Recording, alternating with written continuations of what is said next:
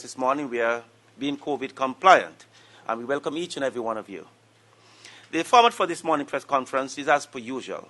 The Premier will make his statement, and then you, the members of the press corps, will be given the opportunity to ask your questions. We kindly ask you, in so doing, that you give the name of the organization or the agency that you represent. We're kindly asking you to please turn your phones off or put them on silent if convenient. Ladies and gentlemen, please join me in welcoming to the podium the Premier of Nevis, the Honorable Mark A.G. Brantley.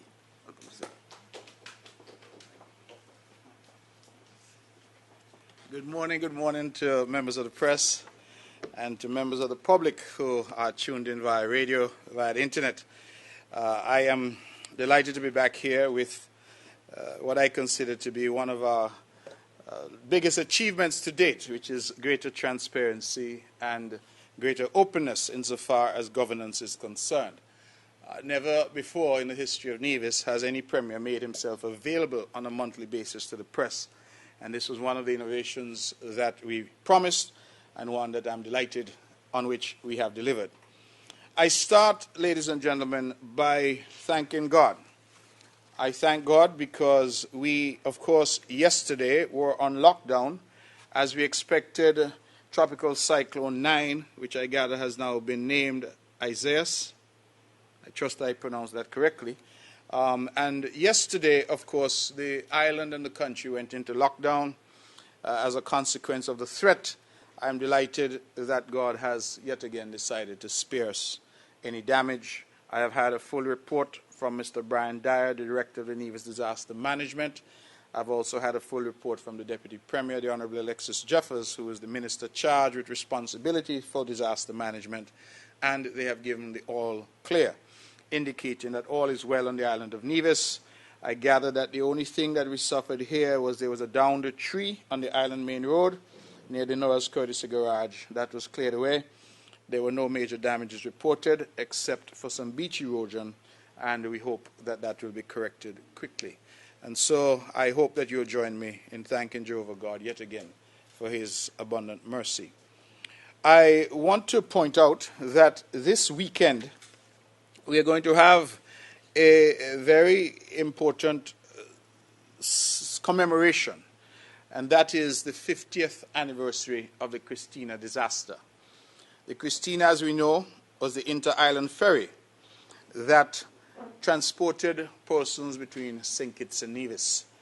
It was the only ferry at the time. It was government-owned, and on that fateful day of August 1st, 1970, it left Bastia on its final trip to Charlestown, badly overcrowded. We are told that it should have had 150 persons on board. It had well over 300. The consequence was that in calm seas on that day, just off what is referred to as Nag's Head, it sank. And in sinking, over 230 persons perished. Many, their bodies have never been found.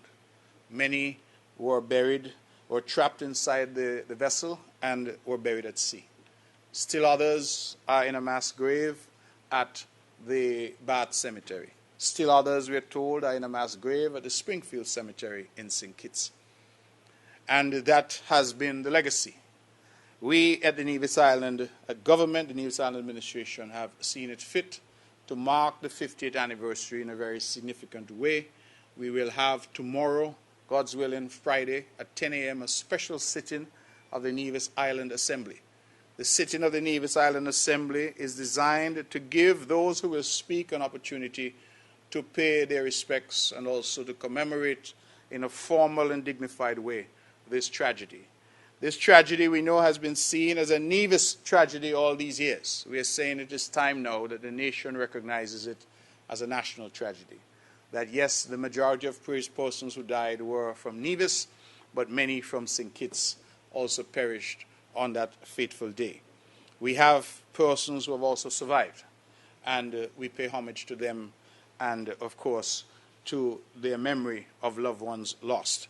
And so tomorrow, Friday, we hope to have a special sitting of the Nevis Island Assembly. This sitting will be a sitting with a difference.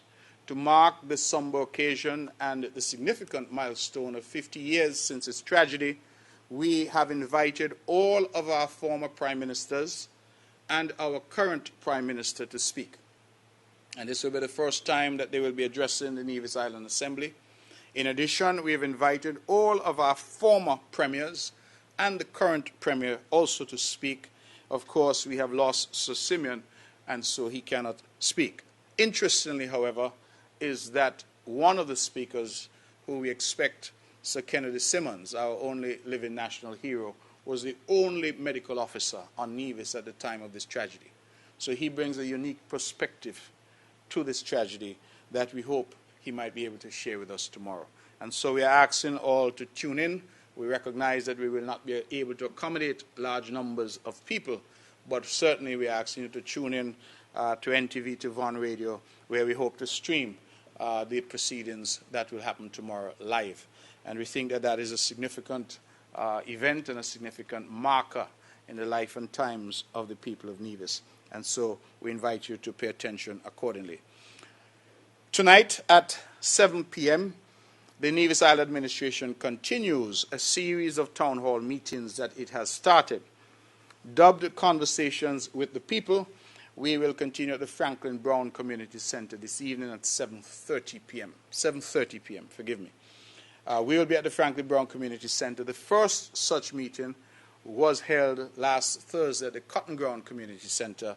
We had a very good turnout there. We want to thank the people of St. Thomas's Parish and Cotton Ground for turning out, and we were able to share pertinent information. Essentially what we're doing is bringing the government to the people. We are taking government on the road. We're bringing government into your communities so that you have an opportunity to ask the questions and to get the clarification that you deserve. This, again, is part and parcel of our effort at good governance. I would only seek to point out for members of the press that there is an election pending. We get a lot of accusations sometimes that we're electioneering. This is part and parcel of our good governance agenda. Going out, taking government into the communities and allowing people to have an opportunity to ask their questions.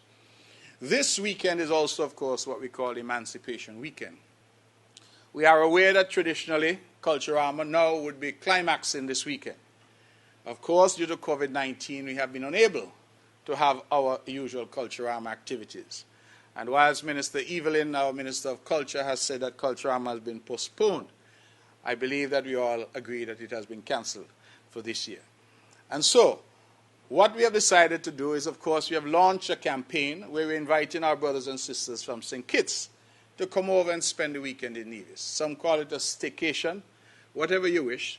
We are saying to them that we know they normally come over for the jamming and the juve and all of that. That is not going to happen. And let me just reiterate. There's no jamming or juve this weekend.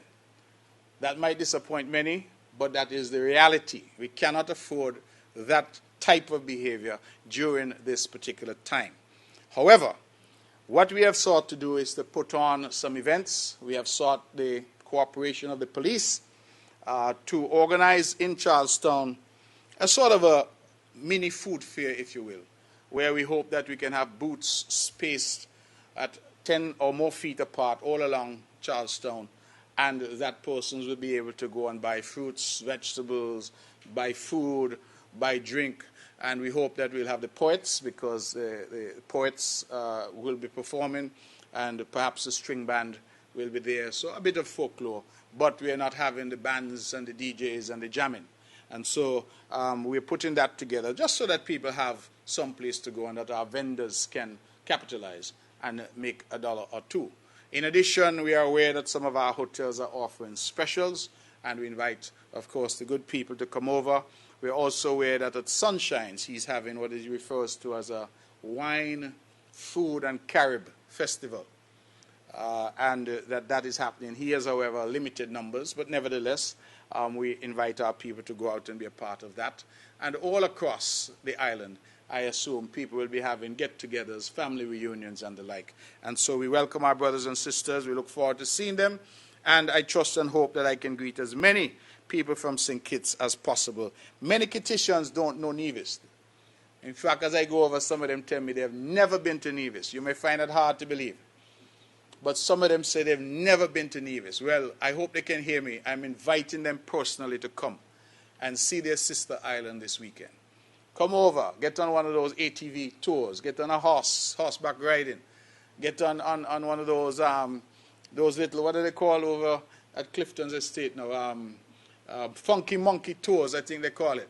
Go and hike the rainforest, go and hike the mountain, do something, but learn about your sister island. This is your country as well, and we invite our brothers and sisters to come over and be a part of that. So the Emancipation Weekend Culturama is cancelled, but we want to have some activity such as the food fair, as I said, so that persons can purchase food and purchase fruits and vegetables as we push for more in terms of our own food security. We have a preponderance now of crops, fruits especially, watermelons, mangoes, guineas, avocado, that all are becoming available, and so we ask our people to go out and to take advantage of that. So we look forward then to a good weekend in that regard. Now, we continue to be in the throes of COVID, and I continue to congratulate, of course, our team on the island of Nevis. Yes, we have a national team which has done excellent work. The CMO, Dr. Laws, Abdius Samuel, the entire team has to be commended. But the day-to-day guidance in Nevis has been provided by a COVID-19 team on Nevis, headed by Dr. Judy Nisbet. I have said so, and I will continue to say so, that she has done a Herculean task. Her effort has been phenomenal. She briefs me almost now on a daily basis, and she and the team, Brian Dyer and others, Shalisa Martin, our PS in Health, they have really done a phenomenal job, and I want us all to recognize them for the work that they would have done when we were in the grip, in the teeth of this pandemic. They were on the front line. And I want to commend them because through their efforts, Nevis has not had a case of COVID-19 since the 7th of April. And the island of Nevis had 4 cases. We have not yet had another case, and have not had one since the 7th of April. That means that we can truly say that we have done better than virtually everyone else in the region. However, I hasten to say that we expect that we will get more cases. I want to make that clear. So while we like the tag of being COVID-free, and Nevis is certainly a healthy place to be, I believe that the nature of COVID being what it is, we must brace ourselves for the possibility. And the narrative that must come from leadership has to be that we anticipate that other cases may come. And so we have not relented in terms of our preparation for any new cases. And we've continued to beef up in terms of our supplies, in terms of our equipment. And we would want to thank the federal government for its partnership. We would want to thank friendly governments such as the Republic of China and Taiwan for their partnership, which has helped to put us in a state of readiness. And so let us continue, therefore, to be vigilant, that we continue to adhere to the necessary protocols. And in case those of you might be watching and say, why am I not wearing a mask? Because we are practicing more than the social distancing here. I could barely see without my glasses the members of the press. They're that far away from me. So that is the reason, and it is difficult, of course, to do an entire press conference behind a mask. But just so you know that we are practicing the necessary protocols, and we encourage the members of the public to continue to adhere to those protocols. As the government, however, looks, because as I have said, COVID presented a health crisis. But the health crisis has also now precipitated an economic crisis. And we must respond to both. And as we try to respond to that economic crisis, the Nevis Island administration, through its cabinet, met with our technical team, and they have come up with one of the sectors that we feel can be stimulated is construction. And we have proposed a significant package for construction. And I announced it the other night, but I would just like to take half a minute to indicate again that this construction stimulus package, which applies to construction activity that is commenced between now and December 31st. So that is an important caveat.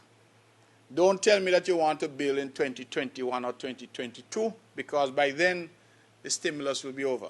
The stimulus is designed as a short-term shot in the arm to get people who might have been wavering or thinking about construction to do it now. We are hopeful, of course, that our banks will come on board and take advantage and reach out to customers about doing construction at this point in time. First-time homeowners, continue that program of first-time homeowners. They will continue to get all materials duty-free, customs off, and free of customs service charge. They will pay VAT only. Now, that concession hitherto was only available to first-time homeowners, first-time people constructing a home. We have now said that we will extend that now. So if you own a home already and you want to build another one for your sister or your mom, if you own a home already and you want to put on an addition to that home, we're saying now that we will extend the concession to you. So for those who want to renovate, expand, or build a second or third or fourth home, or put up a building for that matter, we are now saying that you too will benefit from customs duty off and customs service charge off, and you will pay VAT only. The only caveat here is that we only are giving that concession on materials above $30,000. So, if you're a first-time homeowner, you pay VAT only on your building materials. If you're now doing a second or third home, or you're doing additions or renovations, then you pay VAT only, but only on materials above $30,000. If you're doing a commercial building and you're spending over 1 million EC dollars, we have exempted you from VAT and customs duties, and you will be asked to pay only 12% customs service charge.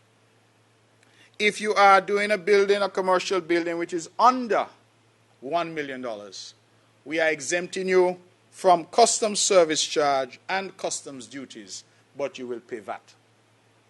The condition that we've attached to the commercial building is that we are hopeful that contractors there, at least 80% of your workforce should be nationals of St. Kitts and Nevis, because we're trying to stimulate but also trying to get jobs, of course, and protect jobs for the people of St. Kitts and Nevis. So I hope I've made that clear. Let me just go through one more time so that you understand what the stimulus is.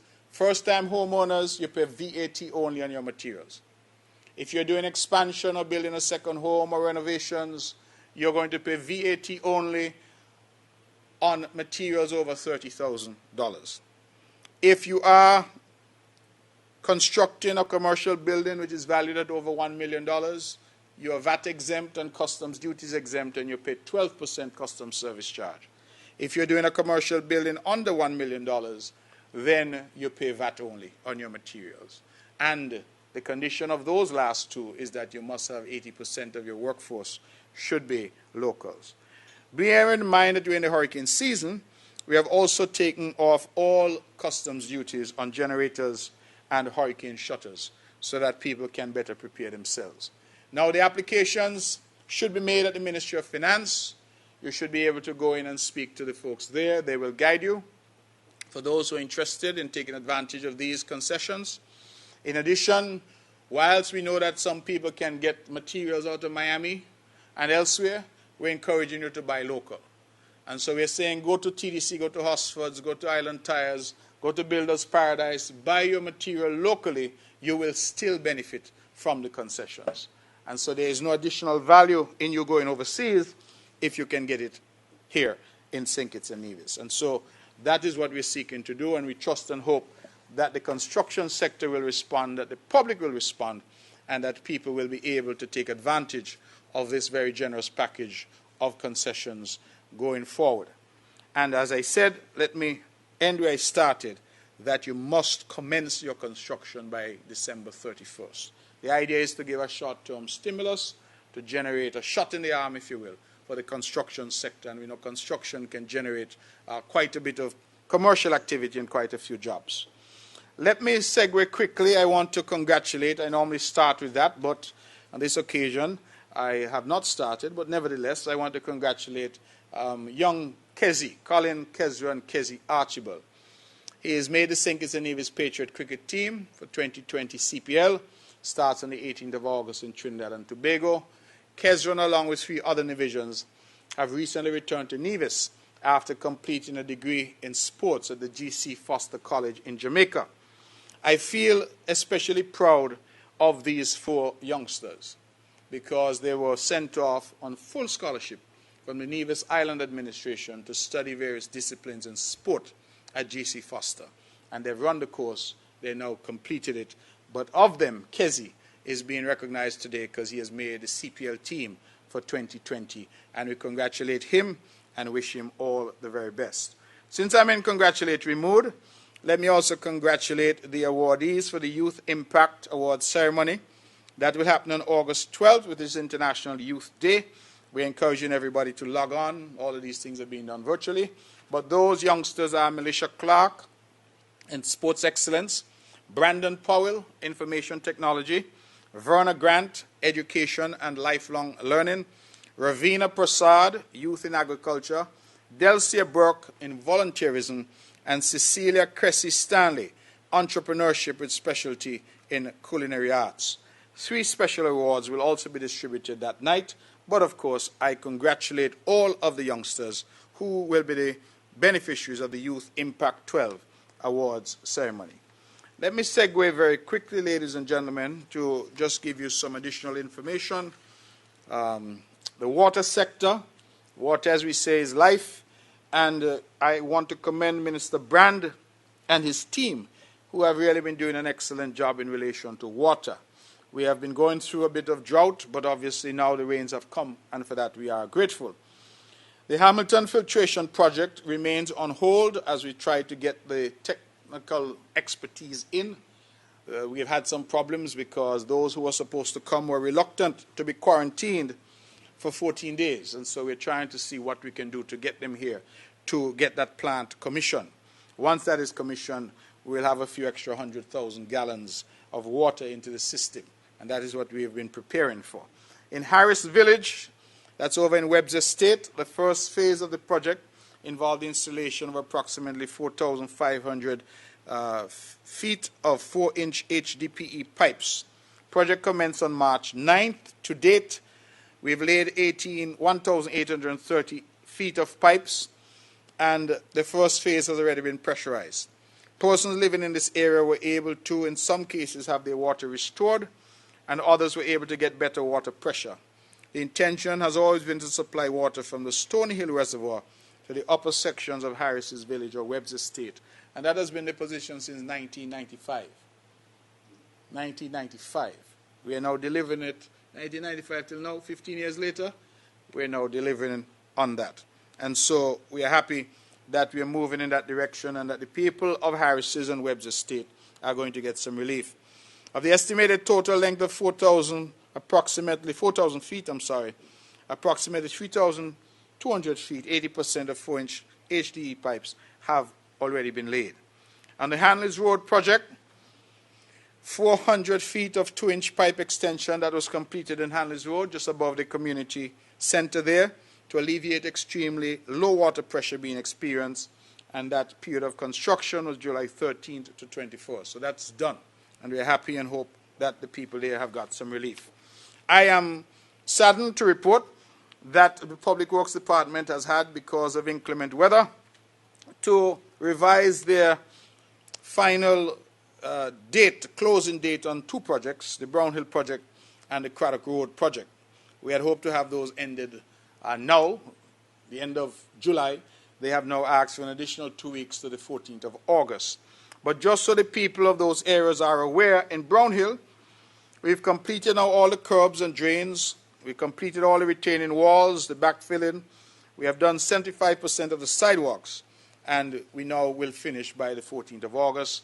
In Craddock Road, 80% completion of all drainage works, 100% completion of excavation of the thoroughfare, 100% completion of all boundary walls, 85% completion of drainage works, and 85% completion of asphalting. Again, we expect that that will be done by the 14th of August.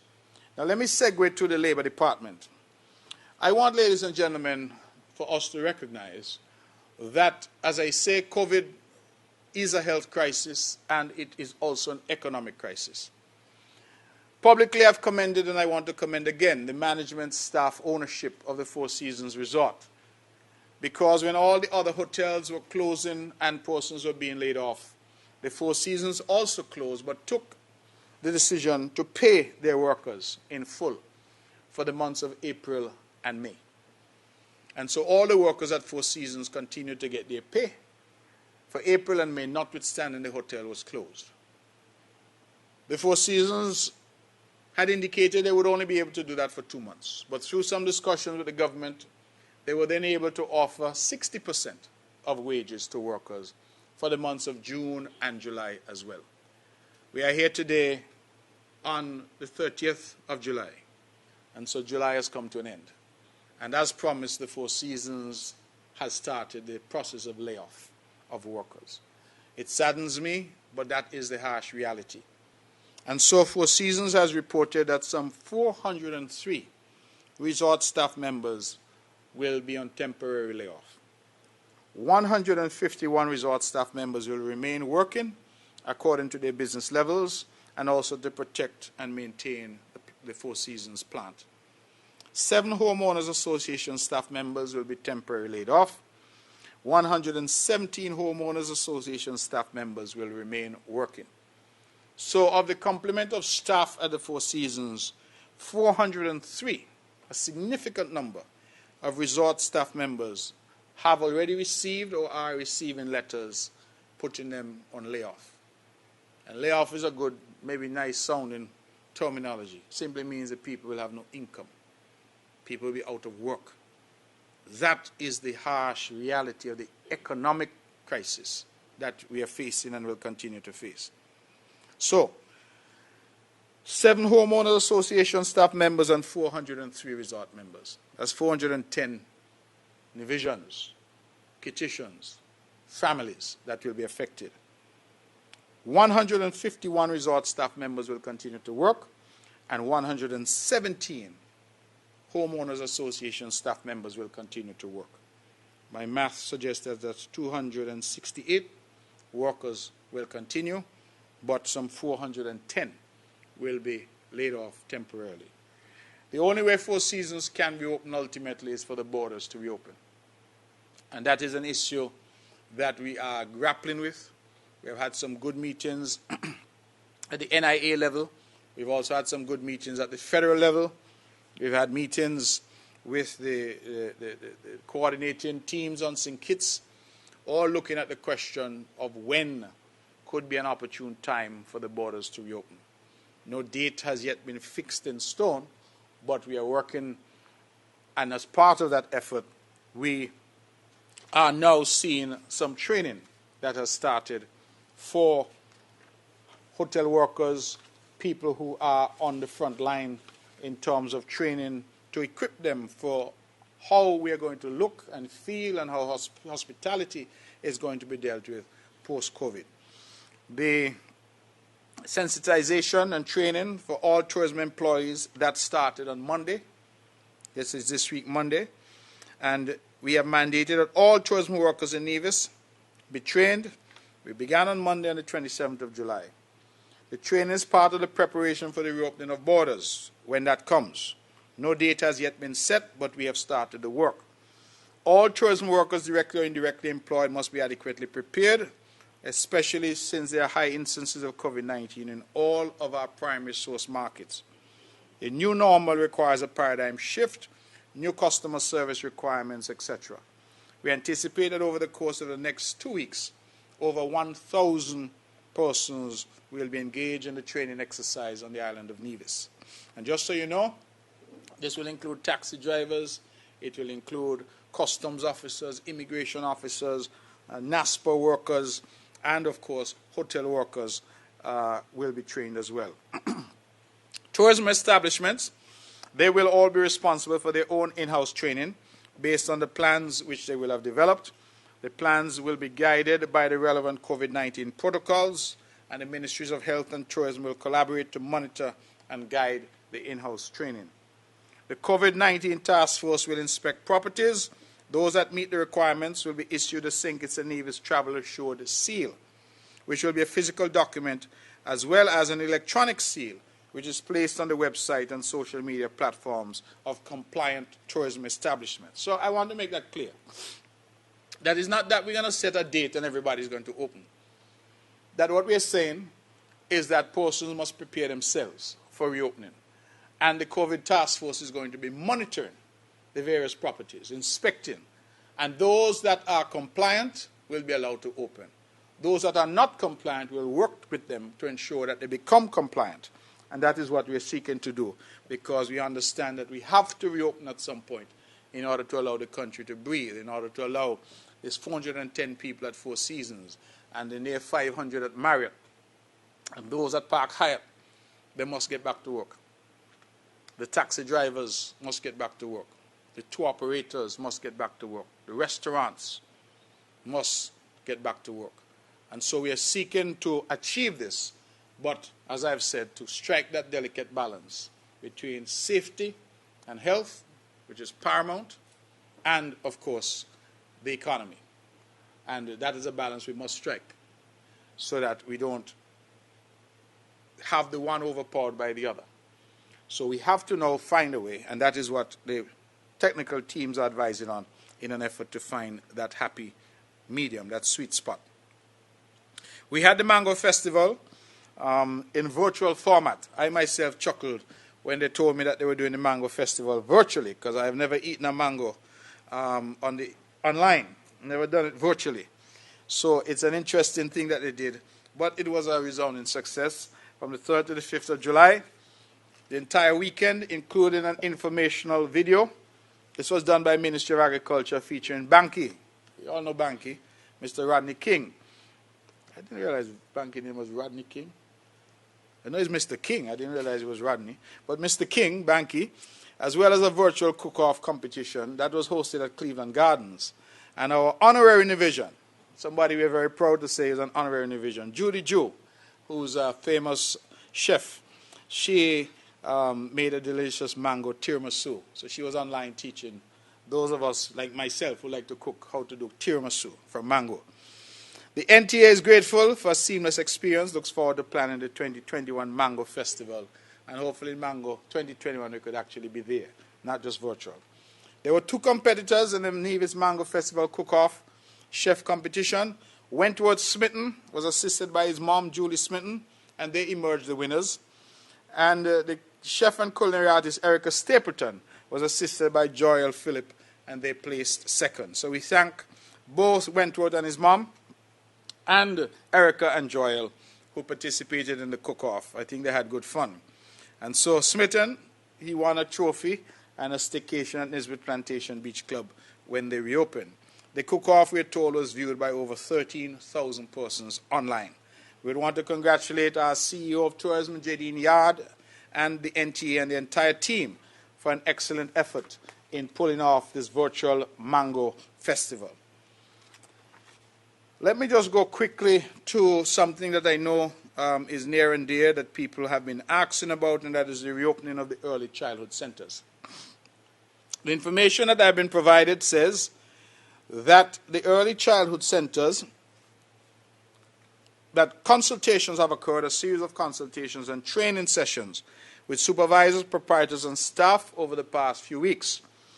Proprietors of early childhood centers, and let me say this slowly so that the persons can hear.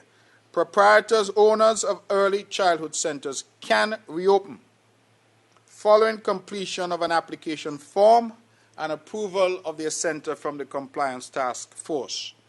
The Compliance Task Force will utilize a checklist which was jointly created by representatives of the COVID-19 Task Force, the Ministry of Education, and the Probation and Child Welfare Board.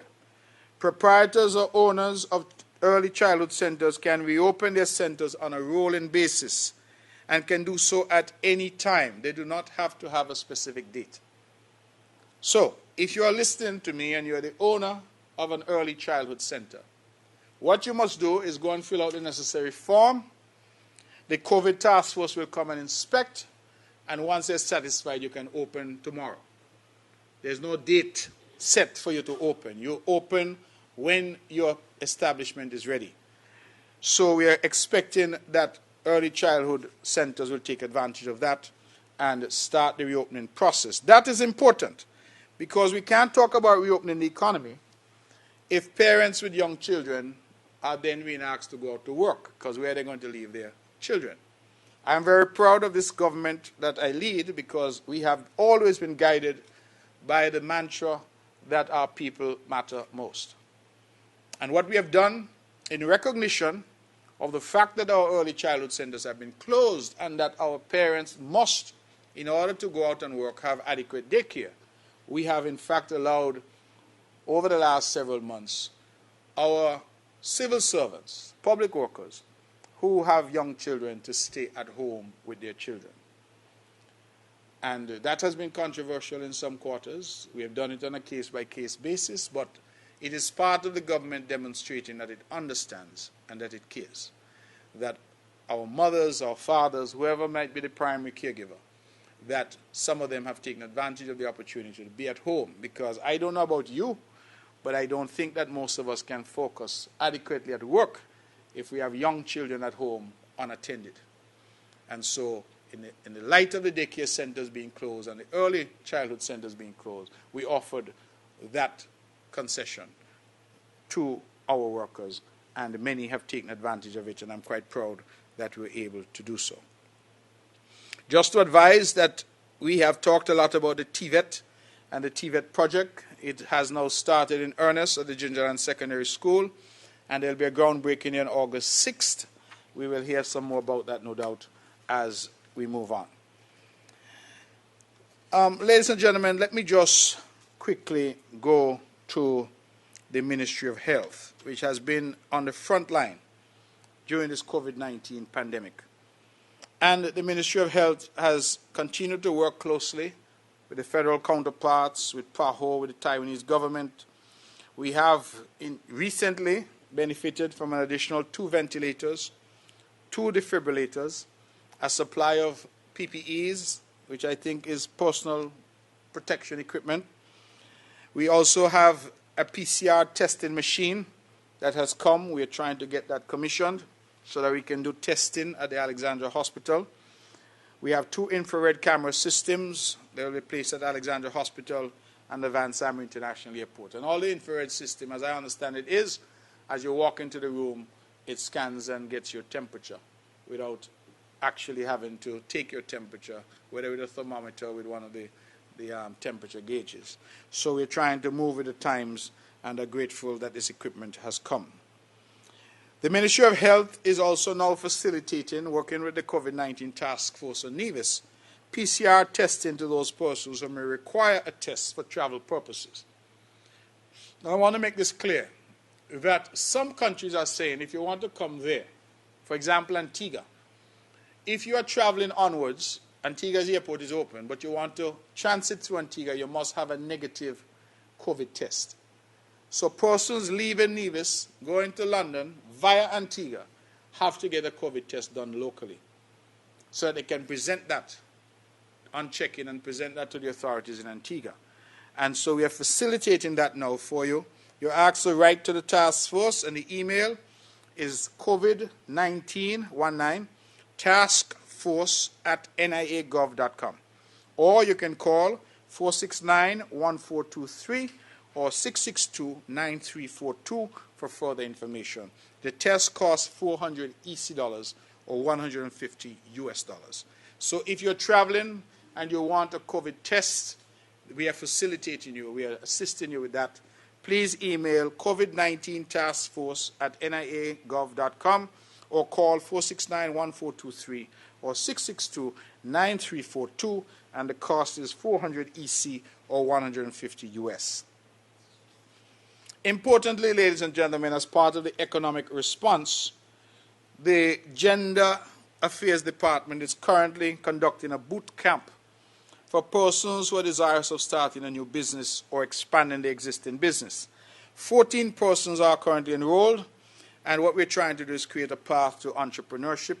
Participants are being introduced to topics such as marketing, customer service, information technology, intellectual property, sales and pricing, etc.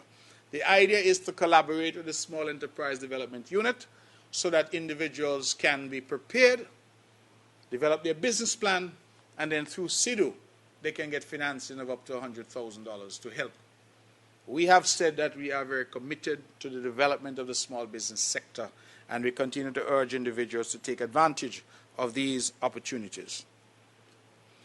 We also have the department was also in collaboration, that is the Ministry of Health and Gender Affairs, with the Department of Agriculture and the Ministry of Social Development, as we are using, as we refer to it, as an all-of-society approach and an all-of-government approach in our response.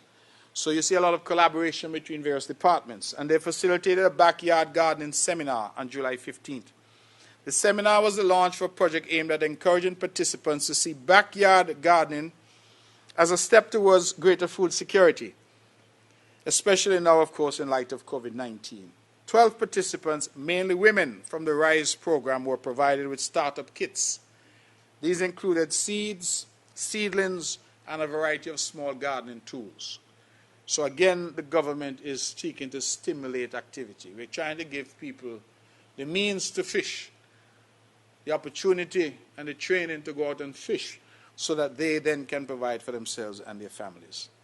Education, of course, the MUA scholarship is a very significant scholarship here in Nevis. This MUA offers 2 full paid scholarships per year to the people of Nevis. This year, unfortunately, perhaps due to COVID, we only had 2 applicants. But those 2 applicants have been deemed to satisfy the requirements, and they are Kyla Hanley. She'll be pursuing a degree in biomedical engineering at the University of the West Indies Mona campus. And Tamara Davis will be pursuing a degree in psychology, also at the University of the West Indies, but this time at the Cavell campus. We would want to wish Kyla and Tamara all the success in the world and congratulate them on being the winners of the MUA scholarship for 2020-2021. Ladies and gentlemen, I will close by just looking very briefly at the uptick for our COVID-19 response thus far. We are in an environment, as I pointed out publicly, where government revenue is down dramatically. To give you an idea, as of June 2020, the NIA revenue was $59.7 million. That fell short of the projected revenue of $73.5 million by some $13.8 million, or 18.82%. Put differently, we're 18.82% less than we anticipated we would have had as of June. The government, therefore, is experiencing its own crisis in terms of its ability to pay its staff and to pay those who work for government and the ongoing commitments that the government has. With revenue down, you can understand that we have been struggling on the island of Nevis. We recognize that everybody is undergoing some hardship. We have, however, responded as aggressively as we can with the very limited resources available to the NIA. And in March of 2020, we announced a far-reaching stimulus package. We have continued to add to that package, to tweak that package, to see how we can do more. And I started out by talking about the massive stimulus that we have just proposed for construction. We, however, from early, focused primarily on food security. It was my stated goal as the Premier of Nevis that the people of Nevis should no longer be dependent on the ships coming from Miami. Or let me put that differently, should no longer be exclusively dependent on the ships coming from Miami. That we had enough arable land and enough technical know-how here on the island that we had to take our food security to a different level. I am very pleased that I have a man such as the Deputy Premier, who is now also the Federal Minister of Agriculture, in charge of agriculture in the person of Alexis Jeffers, because he is passionate and serious about agriculture. And so he jumped at it. The Cabinet fashioned a number of concessions. And we have already seen the results. I think I would have shared some results already about the yields and how yields in most crops have really skyrocketed since this stimulus package. Our farmers and fishers have received unprecedented assistance.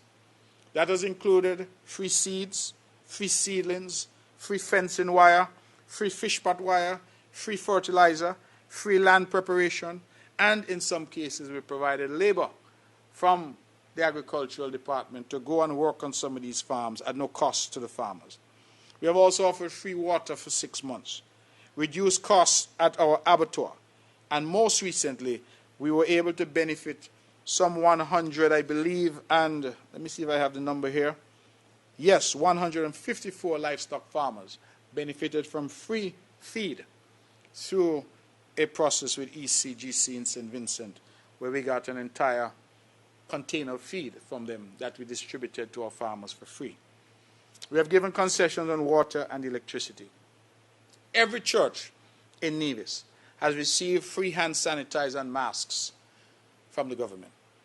Every household in Nevis has received reusable masks for free from the government. In fact, the COVID-19 task force and their volunteers went house to house in Nevis handing out free masks, which are reusable.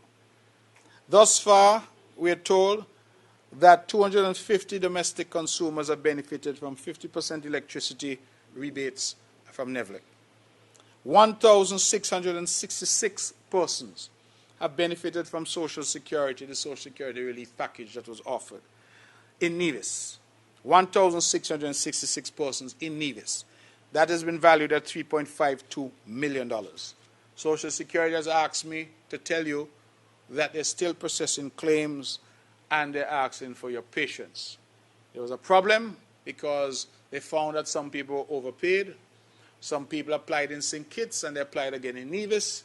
So you had situations where they're now trying to do their double checks and to ensure that the right people get the benefit. So if you have not yet got your follow-up checks, please be patient. If you have applied and not yet got something, please be patient. But thus far, 1,666 persons have benefited at a value of $3.52 million here on the island of Nevis. 50 livestock farmers have benefited from fencing wire. 50 crop farmers and 200 backyard farmers have benefited from our various concessions. 800 homes have benefited from seeds and seedlings. And ladies and gentlemen, I feel particularly proud because when we designed this package, we didn't just say, if you are a serious or a commercial farmer. We extended it as well to the backyard farmer. So we said for those who wanted to do a little gardening, because you also make a contribution to food security. So we extended the concessions, free seeds, etc., and people have benefited. And so 800 homes across the island have benefited. 120 rolls of fish pot wire have been handed out. 154 livestock farmers, as I said, have got free feed. And a program that I'm very proud of, the Concerned Citizens Movement, spearheaded a program. Of course, I'm the leader of the party. But what we did was we persuaded the cabinet members to contribute to a fund of $13,500 each month. And the months were May, June, and July. 3 months. $13,500. And let me emphasize that this is money from our pockets. This is not coming from the Treasury. Everybody was asked to contribute. And we came up with a fund of $13,500 per month for food vouchers. Our pledge was that no family in Nevis should go hungry during this pandemic. We were able, through that mechanism, to attract interest from others. In fact, just this morning, I received a check for 1,000 EC dollars sent to me all the way from the United States of America from a lady who sent a wonderful note and said that Nevis, she discovered Nevis 42 years ago, and that Nevis rejuvenates her soul. And she thought that making a contribution to this food initiative was the least that she could do to show her commitment and show that she is prepared to give something back. And so I won't call her name, but I want to thank her and thank the numerous others who have stepped up and stepped forward. Would you believe, ladies and gentlemen, that $13,500 that we started with, we were able from that to provide vouchers of $150 each to 162 families in the month of May. In the month of June, we were able to benefit 300 families. And we are currently now collecting the data for the July allocation, which we hope to go out today or tomorrow. And so far, this initiative has benefited persons to the tune of $69,300 in food vouchers at $150 each. We have used the model of food vouchers because we thought that people should be free to buy what they want. And so once they get the voucher, they go to the supermarket and they shop to the value of $150. I have said and continue to say that you can't use a voucher for cigarettes, you can't use it for alcohol. The idea is that you buy food, and that is a limitation that has been put on it. And so we encourage our people to continue. For those who know of persons in need, those who are vulnerable, we ask you to reach out, and we will, of course, make these food vouchers available. The last tranche will be available this month, either today or tomorrow, I believe. Those vouchers should go out and be delivered so that persons can do their little shopping for the weekend. And I'm thankful to the members of Cabinet, but also to all others who have stepped up and have contributed in such a significant way. Two other announcements. One, that I'm quite pleased that we have signed off on an arrangement with both Digicel and Flow, where we will be doubling the broadband access, internet access for the NIA and to our schools. And so particularly our two high schools, the Gingerland Secondary and the Charleston Secondary, their broadband access, internet access will be doubled in terms of your speed. And we have come after some long negotiations. I want to thank the Honorable Troy Liebert, who led the effort, and we were able to persuade both Flow and Digicel to offer us rates that we could manage for that upgrade, a significant upgrade to the broadband capability of the NIA, and particularly the broadband capability of our schools. And the last matter I would want to mention before I open the floor for questions is that those of you who would have driven past would recognize that our Pinnis Park, the project we've talked about for a while, has now started. The construction firm is on site, and I believe they're now doing some of the groundwork in terms of fencing the property and getting it ready for construction. They have advised that they will be hiring about 50 or so persons. And so we have encouraged in our last town hall meeting that the youngsters, particularly those in St. Thomas's, since the project is in the parish of St. Thomas's, and they could walk to work, that they avail themselves of the opportunity to apply and to be a part of that huge project that we have talked about for so many years, but that is now on the way. I want to end by thanking the government and people of the Republic of China, Taiwan. I want to thank them for their kindness in that particular project and for their continued assistance in the developmental thrust of the island of Nevis and the wider Federation of St. Kitts and Nevis. I will leave it there, ladies and gentlemen, and take your comments, take your queries. If you have no questions, that's fine. We can end early. If you have questions, then certainly I will take those and try my very best to answer as best as I can. Thank you very much.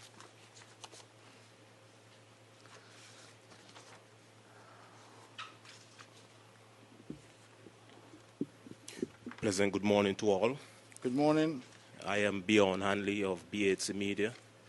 Our website is www.bhcmediaskn.com, and you can find us on all the social media platforms, including Facebook, YouTube, Instagram, and Twitter. Now, Mr. Premier, I'm sorry the Minister of Agriculture and Environment is not here, because the first question I have is to do with their various portfolios. Yes. Now, several weeks ago, the government went into the House and they passed a legislation to say that persons who have livestock which are roaming the road, the government will put a system in place where they shoot the animals. However, I took note that there is nothing in the legislation to reduce the flock of donkeys, monkeys, and to control the wild bush that's growing all around Nevis. So on one hand, you have the donkeys and monkeys which are free to roam, and the government is focusing on animals. Is there a reason for this, Mr. Premier? Well, I understand you put the question in a particular way. I think that there may be things that are happening that you're unaware of. Yeah. Insofar as agriculture is concerned, there is a robust monkey control program and a robust donkey control program which have been ongoing and continue even now. The legislation dealt with the whole issue of stray animals. And if you realize the legislation would have made reference to donkeys and monkeys as well. If you look at the legislation, it does make reference to donkeys and monkeys. But it speaks generally to stray animals. And I don't think we need to make too fine a point of it. All of us have seen flocks of sheep and goat walking even in Charlestown. We have some farmers here in Nevis who at mornings let out the animals and don't look back over their shoulder until evening time. They allow the animals to roam around the street, roam in your yard, eat down your flowers, come in your yard, destroy your crops, whatever the case may be. We're saying that the time has now come that all of us be responsible. And that farmers who are farming animals must be responsible for their animals, just the same way as those who are farming crops, and they have to be able to coexist. One of the things that has pained me, Mr. Hanley, is to drive by the Mondo track, for example, and see the number of sheep and goats that have somehow been able to get inside the Mondo facility and are over there grazing. We have farmers in the area. The government has provided land for them. The government is providing fencing wire. The government is providing free water. The government is providing assistance. So what we're saying to all, be responsible. And you cannot allow your animals simply to walk around and go into people's yards and go into communities and cause havoc. We don't think that that is an unreasonable request. We are particularly concerned that we have some animal farmers who have 200 and 300 heads sometimes of livestock. But they always tell you when they go, you don't have any to sell. So you wonder, well, is this a commercial venture or you're raising pets? Because we need to, if we are going to get to food security, and if the government is going to invest, get genuine partnership from the farmers as well. So this legislation really is designed to say to our livestock farmers, you must seek to control your animals. The days of letting your animals wild to go and interfere, I won't even bother to get into the damage to vehicles and things of that nature. Because all of us know, you come around a corner, there's a flock of sheep or whatever, and bam, you get yourself into an accident, costing you money, sometimes life and limb. So we are saying that we must now be responsible. If Nevis is going to progress, Mr. Hanley, all of us have to play our part. And if the government is going to be partnering with you, we feel that the government should also say to you, be responsible. We want more livestock. We want more livestock farming. We have provided land and other assets to assist in livestock farming. But we also want livestock farmers to be responsible and understand. You can't just let go your animals and let them roam cherry gardens and go on people's porch when the people are at work and things of that nature. That is unfair to that homeowner. You can't just let go, as we're talking about backyard farming. The government cannot be on the one hand encouraging people to farm in their backyard and you let your goat and sheep go in the people's yard to eat down their crops. And so we're trying to prevent the conflict by appealing to our people to coexist. That for us is important and that is critical. We had a situation up to recently where a very important business here on the island complained. What is the complaint? They have a set of cows. And these cows apparently come into their property every day. Now, when we contacted the farmer and said, you can't have your cows going into the people's property like that, creating no ends of problems, the farmer said, tell them fence the property. Imagine that. Tell them fence the property.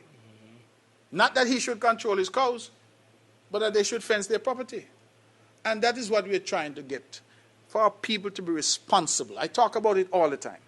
So I don't want people to say, oh, this is something against livestock farmers. To the contrary, it is something that is designed to say to livestock farmers, we value your contribution, we want you to contribute more, but you must be responsible in terms of your animals. You cannot have them roaming about. Because when that happens, Mr. Hanley, the dogs go with them, they get attacked, they get knocked down. You drive along that road there by the Mondo track, And you see carcasses sometimes on the road because cars hit lambs, they hit sheep, they hit goat.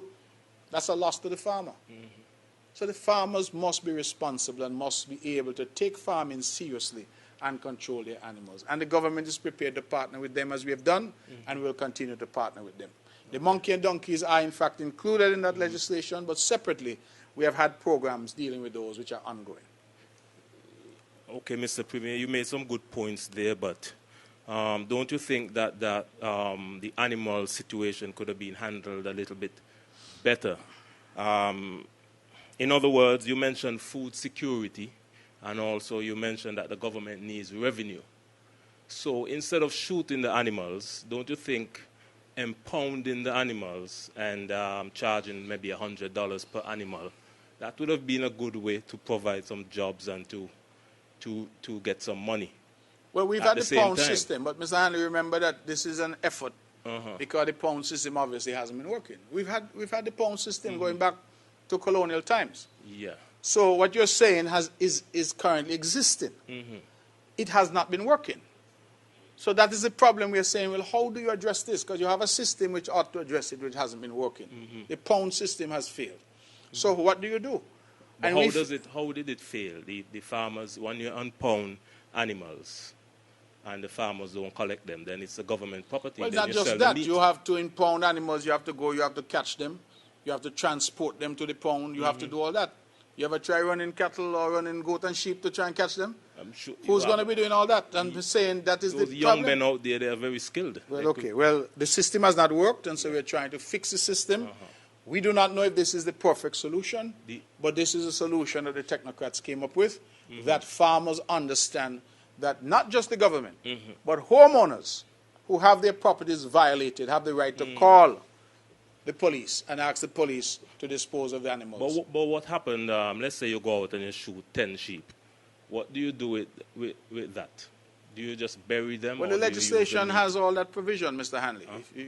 If you read the legislation, it provides for all of that the carcasses will go to the owner of the animals. If the owner of the animals doesn't show up, then the carcasses, I believe, will go to the Ministry of Agriculture, to the Department of Agriculture. And they will use the meat. Well, I assume whatever they will do with the meat, they will do with the meat. I don't know. You can't, Mr. Premier, you said you don't know, but it's your legislation. Well, I don't know what they will do with the meat, Mr. Hanley. My thing is, if we're gonna use the meat, consume the meat. That's but Mr. that's Hanley, the legislation doesn't tell you what we'll do with the meat. It tells you who will own the carcass. So I don't know if the carcass will be sold. It will be given away. It will be consumed. It will be used for dog food. I can't answer that. What will be the meat will be used for? I'm simply saying that the carcass will go to the owner, who will then have the use of it for his or her purposes. And if the owner doesn't show up, then the government will be able to use the carcass. Okay. Mr. Premier, you mentioned 403 four-season workers are laid off, or will be laid off. That's the number, yes, that I have. Yes. Are they going to claim severance? Are they eligible to claim a severance package from the federal government? The layoff, as I understand it, is stated to be temporary. Under the laws, I understand it, they will be able to claim if they're temporarily laid off after 12 weeks. If it is that they treat the layoff as permanent, that is, they prefer to be made redundant, then they'll be able to claim severance pay immediately.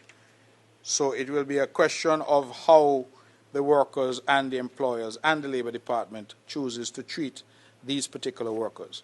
Those at Marriott, for example, I'm told, were also laid off, but they've gone beyond 12 weeks. So they're now eligible to claim severance, because they can now treat themselves as being de facto, well, I don't want to use the word fired, but made redundant. Let me use that language. Okay. Mr. Premier, you mentioned what is the supermarkets doing to help with the economic crisis? Do you have anything that they know that they're doing to assist? The supermarkets are doing? The supermarkets. I'm not aware that the supermarkets are doing anything. Are they hiring more persons? I can't speak to that, Mr. Because Hanley. if the government is, you mentioned, what, $60-something thousand a month in food vouchers that the government is actually giving to the supermarket. That's extra money that they're getting. So I think that a part of that package should have been that they would hire more persons. Well, the government is not giving any money to the supermarkets, so let me make that very clear. And I've been at pains to point out each time I've had this press conference that none of that food voucher program is coming from the Treasury. None of that. That is an initiative organized by the Concerned Citizens Movement as a party, and we who happen to be members of Cabinet contributed the initial $13,500 per month. Other private donors have contributed the balance. So that is why we've been able to benefit 162 persons in May, 300 in June, and we will see how many we can benefit in July. So the government isn't contributing to that program in any way, shape, or form. Okay.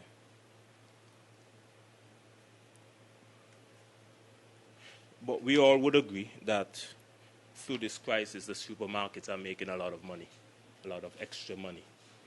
My point is, are they doing anything to assist? I don't know. I have not had a conversation with the supermarkets about what they might be doing to assist. If they're making money, then that is good, because more money circulating in the economy is always good for the economy. And so I would hope that they continue to make money and that others continue to make money as well. That is why we have granted stimulus. The hope is that the local economy will start again to move. All right, that's it for now. Thank you very much, Mr. Hanley.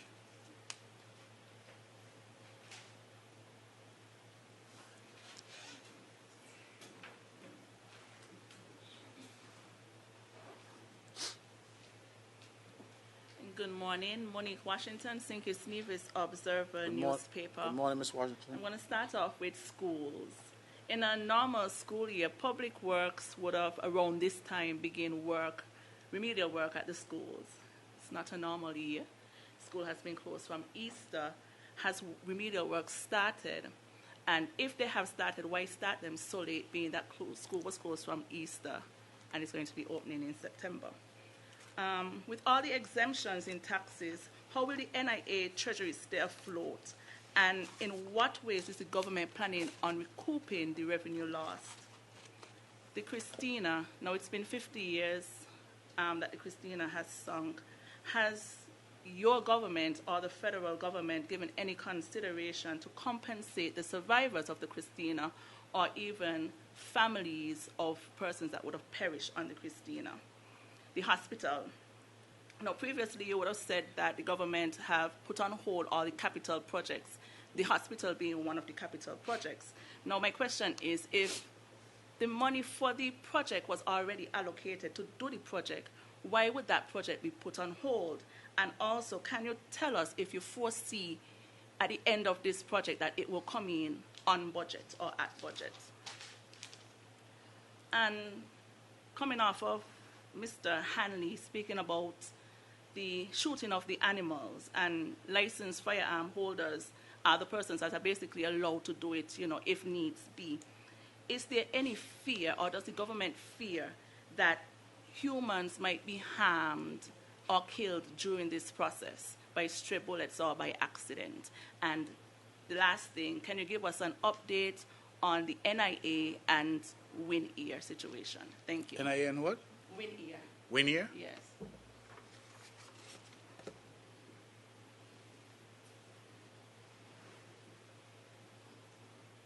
Okay.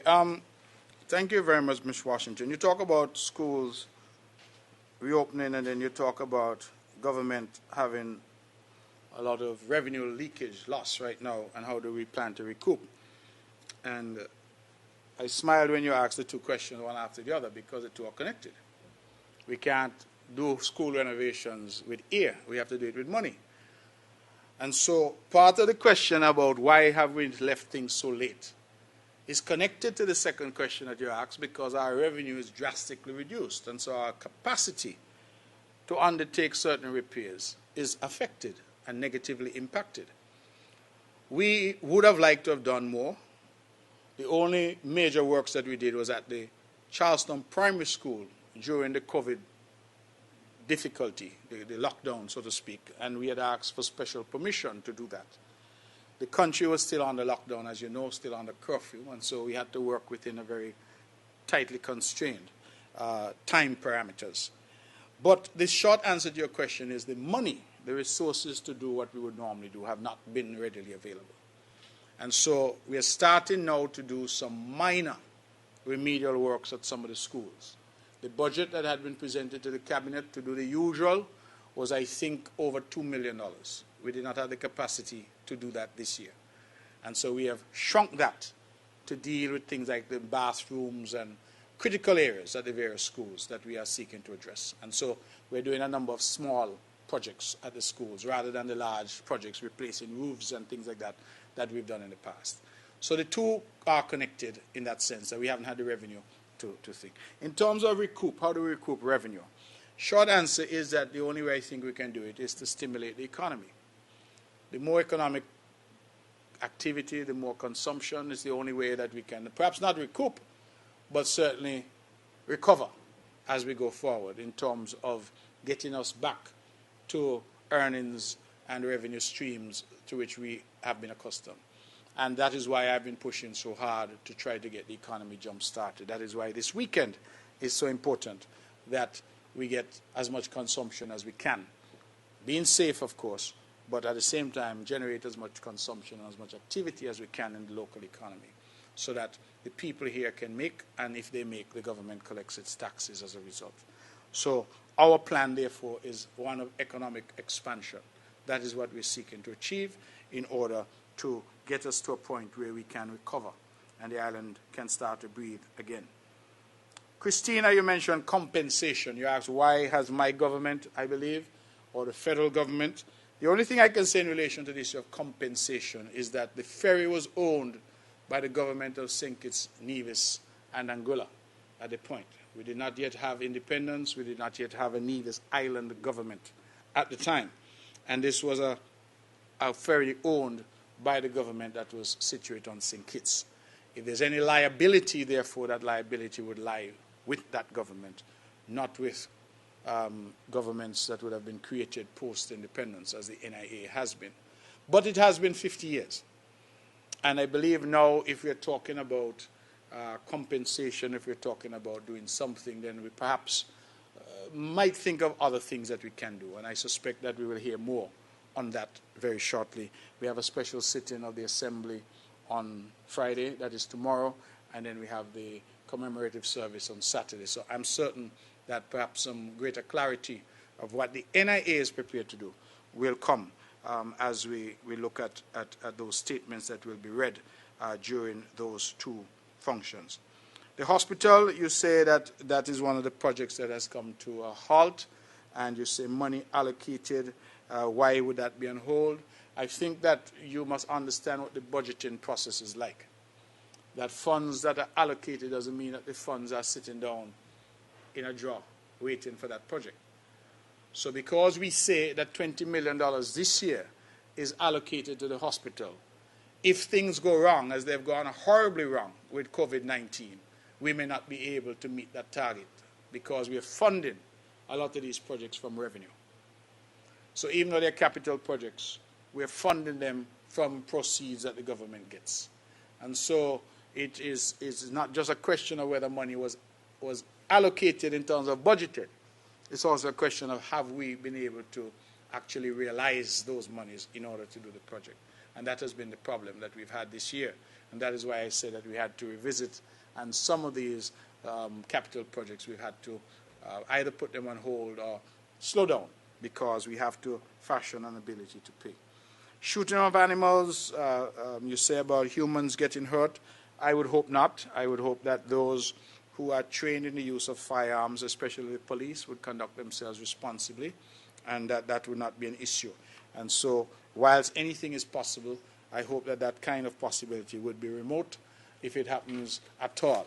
That I don't expect people going to heavily populated human areas to fire at random. That if there are animals that need to be disposed of, then that will be done in a responsible way. And that is why we've talked about licensed firearm users, and we talked about the police, so that people don't take things into their own hands. The NIA Winia situation, there's been no movement on that. Winia has not given us any indication that they're willing to return at this point. We understand now that air traffic being what it is in the region, we must start to look afresh But what we had been discussing at the time, if you recall, was whether there could be a replacement for Winnie to take us to St. Martin. All of that came to a crash in terms of discussions when COVID-19 intervened. And so as we talk about reopening now, we talk about reopening borders, I think that will be the time to have that conversation again to see where we go. But as of today, I don't have an update for you. There's been no movement on that discussion with Winnie. Good morning. Okay, Hewlett here from the Department of Information. Okay, quickly, in terms of the early childhood development centers, now if there's going to be, they came out with a checklist, and there is going to be some physical distancing in terms of where the placements of the cribs and the number of children per square feet at these centers. So if there is, especially at the government-owned centers, if there are going to be less children per center, what then happens? Because also this is going to affect the private centers. They now probably will have to have less children. So where, the excess, where are these children going to go? And I think people already started getting calls in terms of the placement at the government preschools. And also in terms of the primary and high schools, how are the classrooms being outfitted to accommodate social distancing? Thank you, Ms. Hewlett, and thank you for attending the press conference. What I would say is that we are well aware of the concern that you've raised. Certainly with the social distancing requirements now, the space that you had before you no longer have available to you. And so everybody has been affected. The technical people have come up with some numbers. What they're saying is that some of the facilities could actually hold the same number, differently configured. Some can actually hold a few more because they're not fully utilized. And then the majority, though, will have to hold less. And so we are even now looking for new space. In fact, I've had at least one informal conversation with Minister Liebert about a space that he thinks might work as a spillover space for early childhood center to take up some of the slack, so to speak.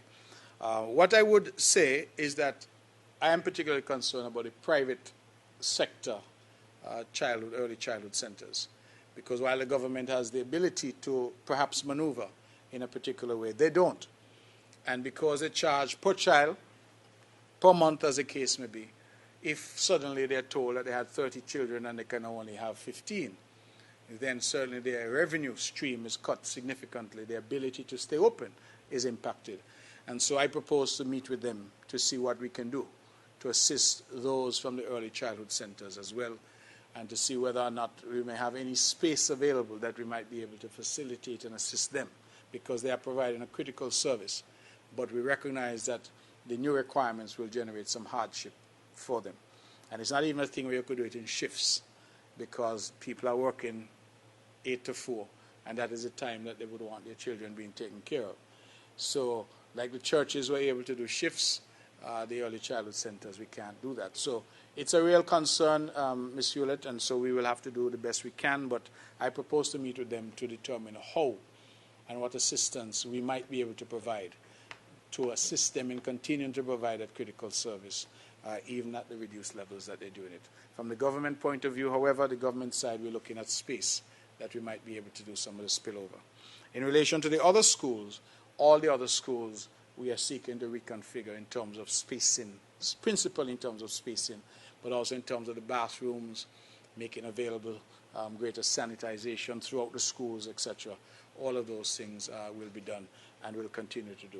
But I think that, as I've said publicly before, this government has been responsible.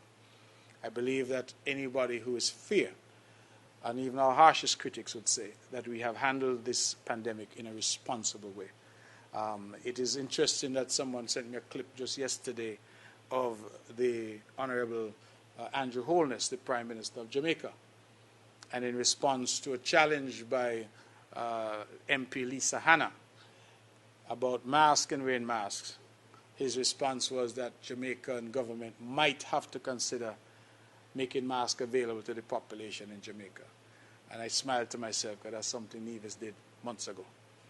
So it demonstrates that in many respects we are way ahead of the curve in terms of our thinking, in terms of our handling of the situation, and I'm happy to see that other countries are now looking and saying, well, okay, let us now adapt and adopt some of those same efforts that Nevis has been pioneering on. And so I'm very happy to hear Prime Minister Holness say that he's now looking at what we have done months ago to safeguard our people. He's now looking to implement that in Jamaica. So I think that we have been responsible. We will continue to be responsible. And that is why when we talk about good leadership and leadership matters, I think that that is what we have meant and we have demonstrated as such, and our people have been safer as a result. Any other questions?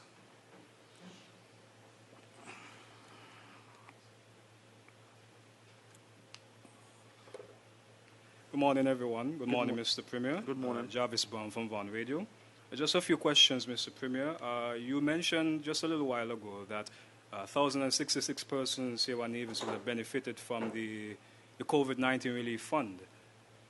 Which Yes. relief fund are you talking about? Social Security, yes. 1,666. Or 1,000, okay. Yes. 1666. Yes. Okay.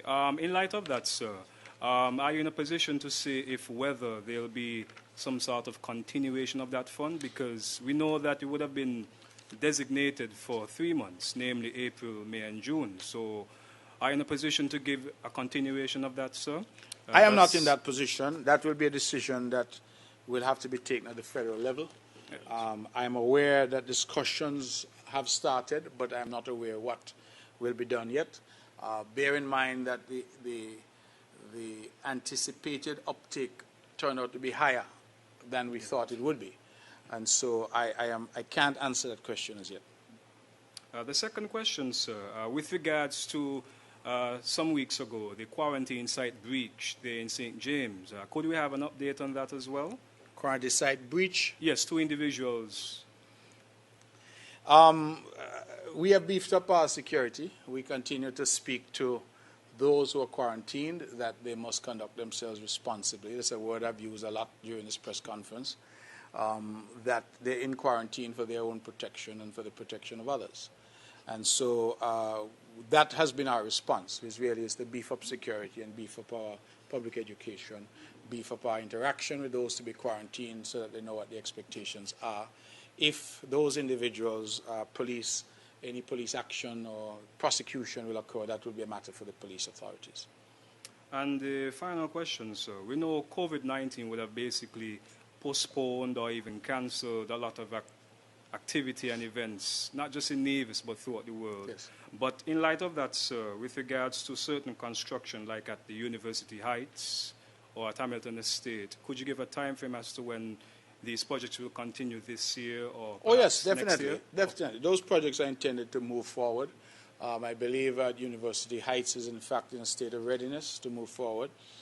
Part of it may not just be us, because remember the structure of those projects is that individuals buying in have to go to the bank and get their loans sorted, etc. So sometimes we're waiting on individuals to get sorted. So even if we may write to you and tell you that you've been approved for a home at the project, you then have to go through your process with your banker, because remember that the approach in Nevis is different to that in St. Kitts. In Nevis, we ask our homeowners, our home buyers, to go to the bank, get the financing, and then we build a home. We don't stockpile homes. The government doesn't have the ability to build 300 homes and then hand them out. So that is why projects in Nevis take perhaps maybe a little longer and are done differently. And so the idea is that the Nevis Housing Land Development Corporation doesn't have the capacity to carry millions and millions of dollars worth of housing stock while it seeks buyers. So we are building it for you as you get your financing, and that sometimes leads to a bit of a delay. So you'd realize on most of those projects what we do, because what we're responsible for is infrastructure. So we go ahead and we put that in, but the actual construction may sometimes be a little delayed. We have, however, continued a pace. If you go now over to Madden's and the development over there, that is really blossoming very nicely. That is continuing. And we would hope that those 2 projects that you've talked about, that we'll be able to get them settled very quickly. Okay. Thank you, sir. Okay, you're most welcome. Are there any other questions for me?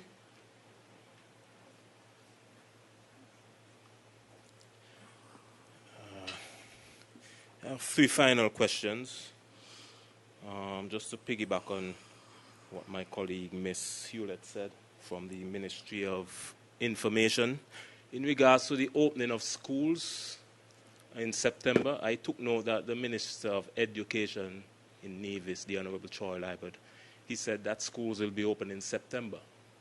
However, we have yet to hear a plan for that, considering that you will have hundreds, if not thousands, of students descending into schools, and then you will have to ensure that they are all social distancing and the areas are sanitized every day.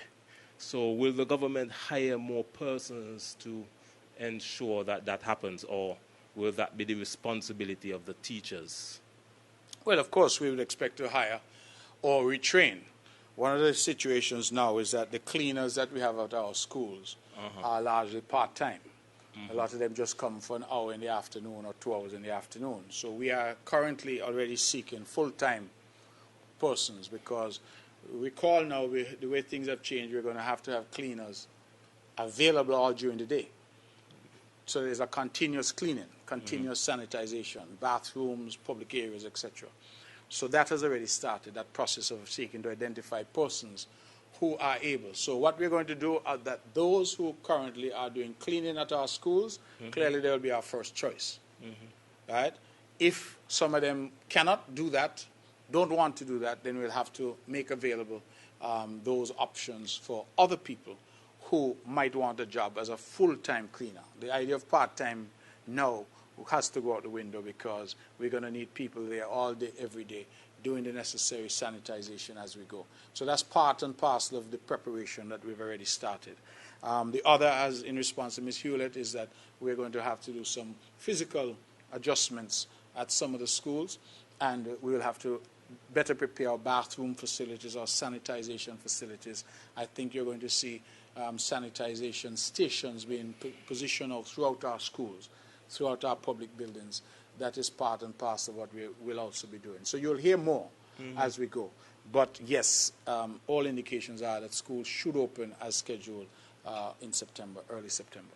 What about who will ensure the social distancing? Because, you know, teenagers, well, that will be a matter.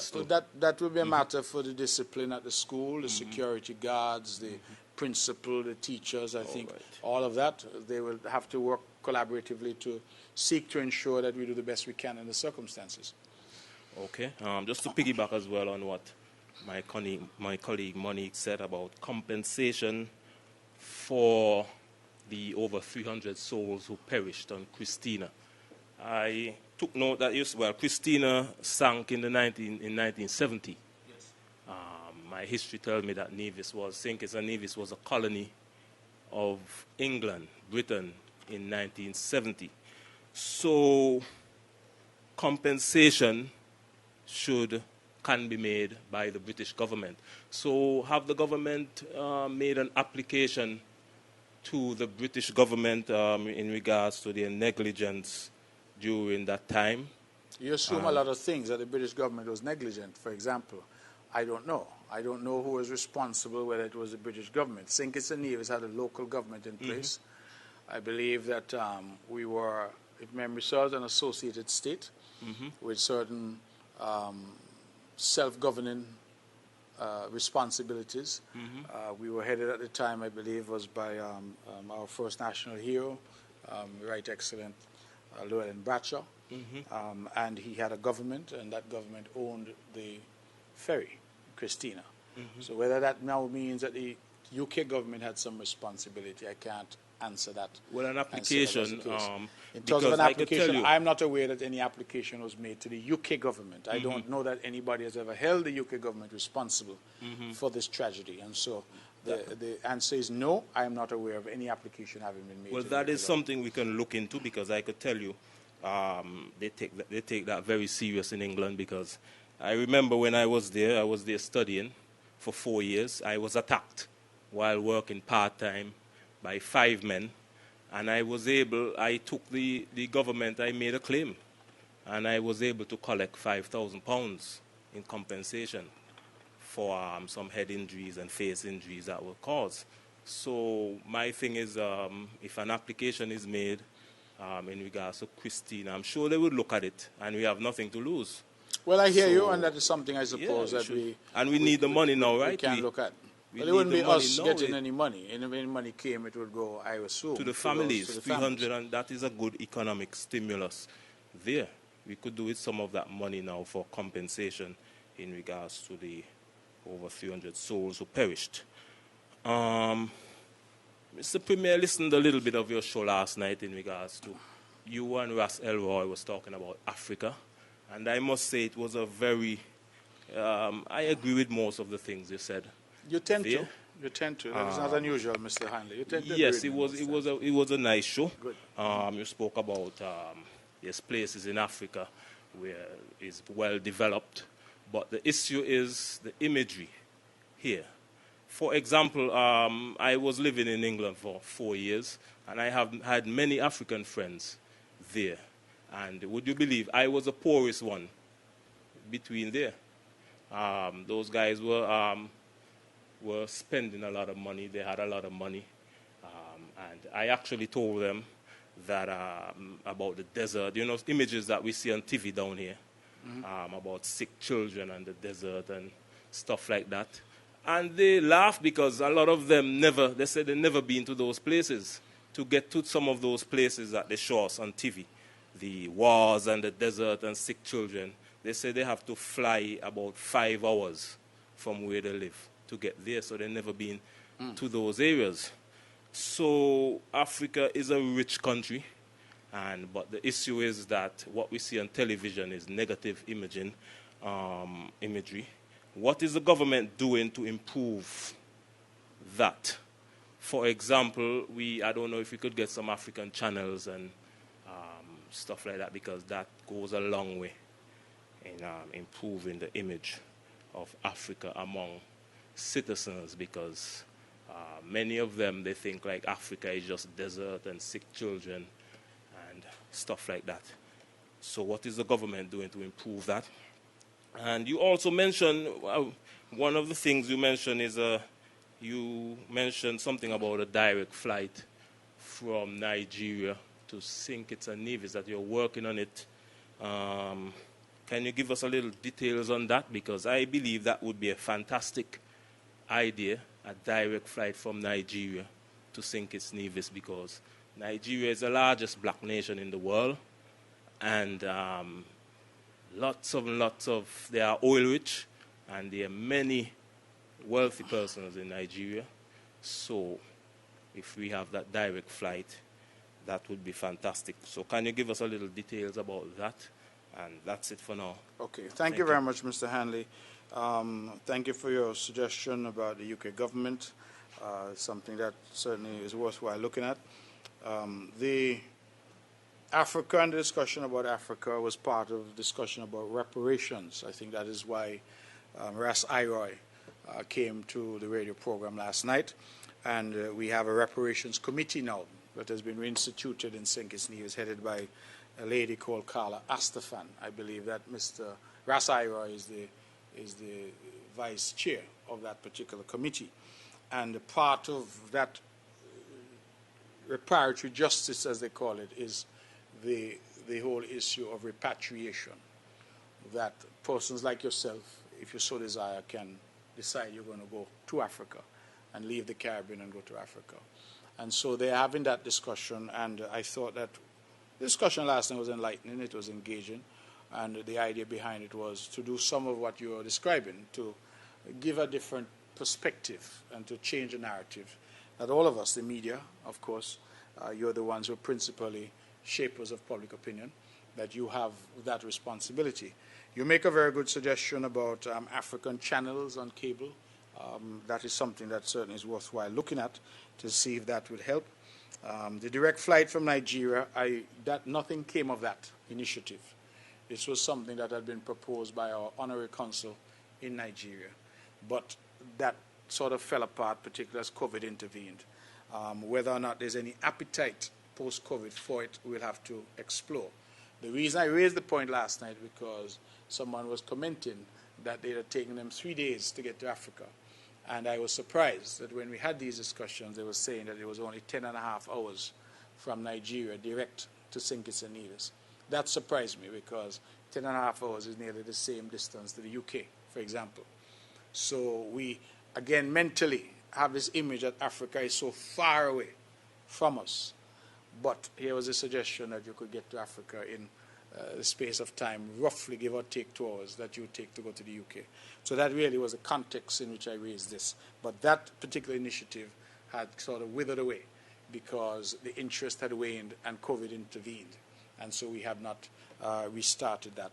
I should tell you that the quest to have air transport, air links with Africa continues to be something the Caribbean has been seeking. And I believe that that was one of the issues that would have been raised when President Uhuru Kenyatta from Kenya would have had a summit with CARICOM in Barbados just last year, I believe it was. Since then, what we have done is we have engaged. In fact, St. Kitts and Nevis now, for the very first time in our history, has an ambassador accredited to Kenya, Ambassador Verna Mills, who's based in Cuba, but she went to Kenya and would have presented her credentials there. And we have been trying to stimulate our engagement with Africa. We feel that if we can do so diplomatically, then the rest follows. So you start to follow in terms of assistance, exchanges, cultural and otherwise, airlift, economy, trade. These are the areas that we would like to look at. As you know, in Morocco now we have a national of St. Kitts and Nevis, His Excellency Ian Quealy, who is the ambassador in Morocco, although that is an OECS embassy. We still think it's an important position. Morocco is a leader in North Africa. And so we have we're in the nascent stages, the early stages of a developing relationship with Africa. I have said publicly and to my colleagues in the cabinet that we need to do more. I would like to see us, for example, open an office in Addis Ababa in Ethiopia so that we can have a closer nexus with the African Union that is based in Ethiopia. That will give CARICOM and us, by extension, access to some 54 African countries. If you combine the 54 African countries with the 13 or thereabouts CARICOM countries, you realize what kind of voting bloc you're now talking about in places like the UN and elsewhere. So all of these are important initiatives that I think we should continue. Airlift is going to be critical. But I also want our people, and I know the press is tired of hearing me talking about it, but for example, we had 20 scholarships at one point offered from Morocco in Africa, and I shouldn't say many, nobody took advantage of that. So we have gone out and we have tried, but part of it is our people as well, educating themselves. And there's no excuse now in my view, because with the internet we can find anything. So if you want to find out what Morocco is like and what university in Morocco looks like, you can go and research. So part of it is us educating ourselves so that when the opportunities do arise, that we can take advantage of those opportunities rather than saying that we don't want to go there, it's too far, or we don't understand that culture, so we don't want that. I mentioned last night that I have a cousin who works with the IMF in Ghana, and he was indicating to me that he found so much of what happens in Ghana to be identical to what happens in St. Kitts and Nevis. Food, the market, the way people cook, what they eat. He said he felt like he was home when he went there. So culturally, we're not much different. A lot of what we do here, and not even so much aware of why we do it, is really coming from Africa. These are traditions that our forefathers brought with them and that have been inculcated in us. So we're not too far apart, Mr. Hanley. And I believe personally very strongly that the future lies with Africa, and that is where we must position ourselves, to pivot away from North America and Canada and UK and Europe, and to pivot towards Africa, because I think what we call South-South cooperation has now to be given greater meaning. So you won't get an argument from me there. I'm committed to that task. Are there any other questions for me? No? Thank you very much, members of the media. Thank you to all those who covered. Thank you to NTV. I'm grateful. Thank you, Mr. Permanent Secretary. And thank you for all for observing the necessary protocols. And I look forward to seeing you next month at another press conference. Thank you. God bless you.